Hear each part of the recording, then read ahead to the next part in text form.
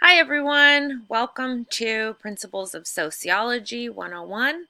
My name is Dr. Schneider and I'm going to be your professor for this semester.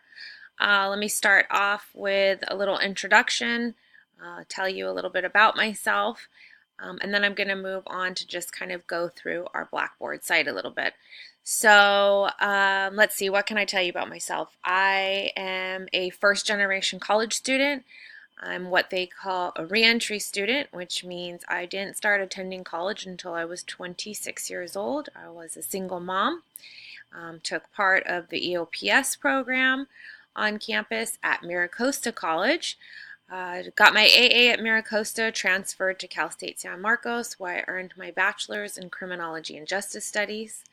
Then I applied and was accepted into the PhD program at UCSD, where I earned my master's and my PhD, my doctorate in sociology. I've been teaching for about 4 years now. I teach at Miramar, I have taught at Miracosta, and I also teach at UCSD. At UCSD, I teach upper division courses. So my areas of specialty are deviance, social control, immigration, race, ethnicity, education. And then at Miramar and Miracosta, I teach Introduction to Sociology or Principles of Sociology and Social Problems. What else can I tell you about myself? I'm a mother. I have two children. My daughter's 21. She goes to Grossmont and is majoring in human development. My son is 17. He's a senior this year and is hoping to go to SDSU. He wants to be an Aztec and he wants to major in physical therapy. I also have a pup. Her name is Frida. Posted a photo of her and I at the turkey trot this year. Definitely making a point to tell you that I have a pup because she's unpredictable and she will bark throughout my videos and audio recordings of lectures, so be prepared. She sees a bird or the mailman and she goes crazy. So you'll hear Frida, definitely. Hopefully that's not too much of a bother. She's a cute little pup. Let's see, anything else I want to tell you about myself? I enjoy hiking. I like being outdoors. I love swimming. I love going to the beach. Love to travel. And I love being a professor. So let's get started. I'd like to show you around the course. Of course, right here is where you can click on to find the syllabus. Oops. Click here and the syllabus should open up for you. Okay, all of the descriptions of the link that you can find that for our virtual office hours. Click on that, of course, the course description, the learning outcome, course objectives, the required text. There is 4 copies of the text on reserves in the library. You can only use them inside the library. Here's our course requirements and grading system laid out. There will be a reading quiz, 12 of them. Exams, so you don't have a reading quiz on the weeks that you have exams, homework assignments, and then of course discussion board posts and responses as well.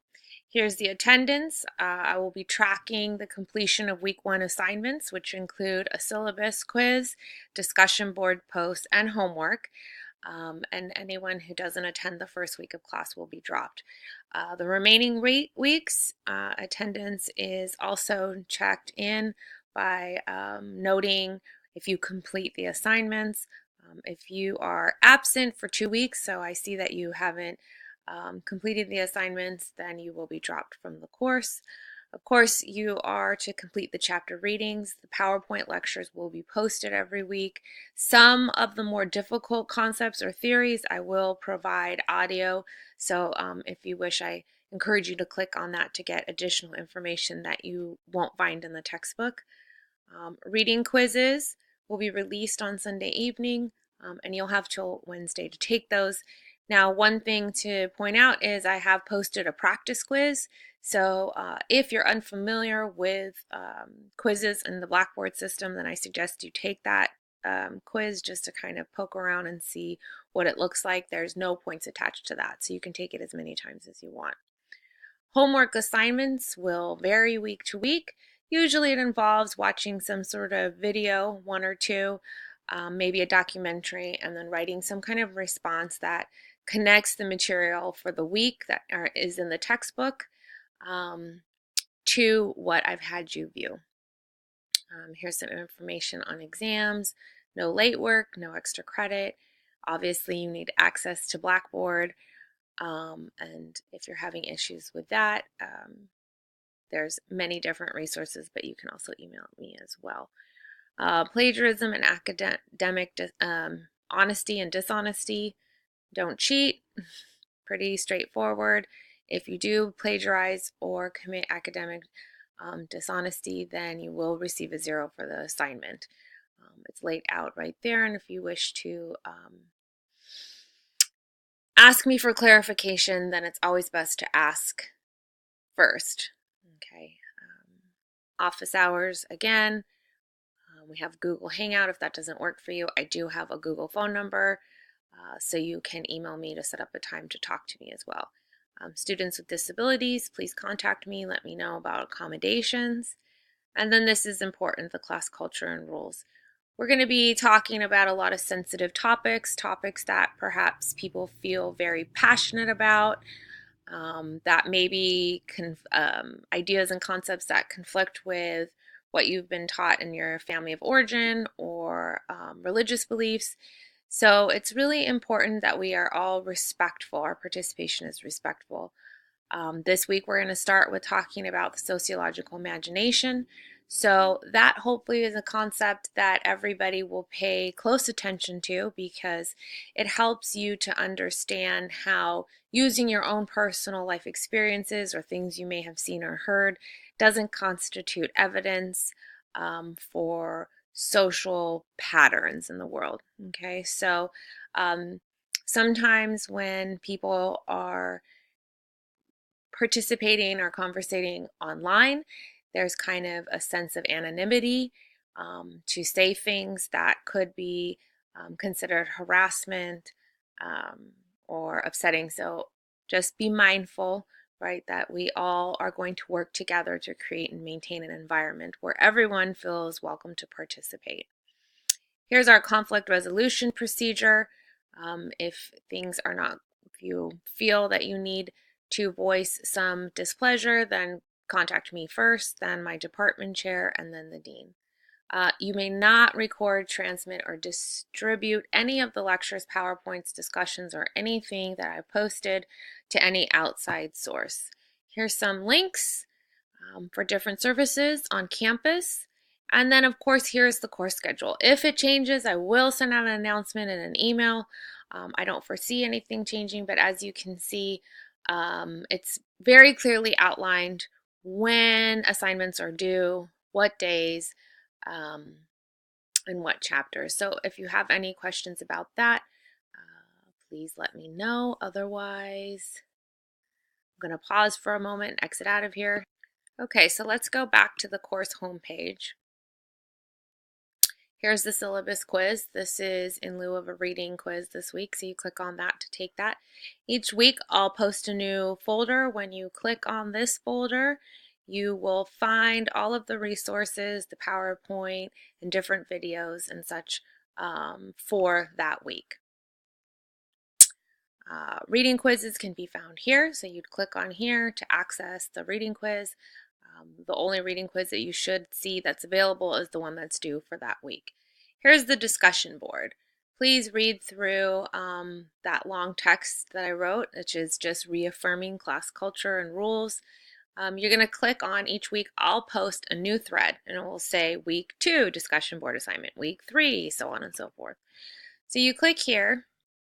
Here's my original post. This is the outline of what I want you guys to talk about. Okay, this week it's kind of like an icebreaker.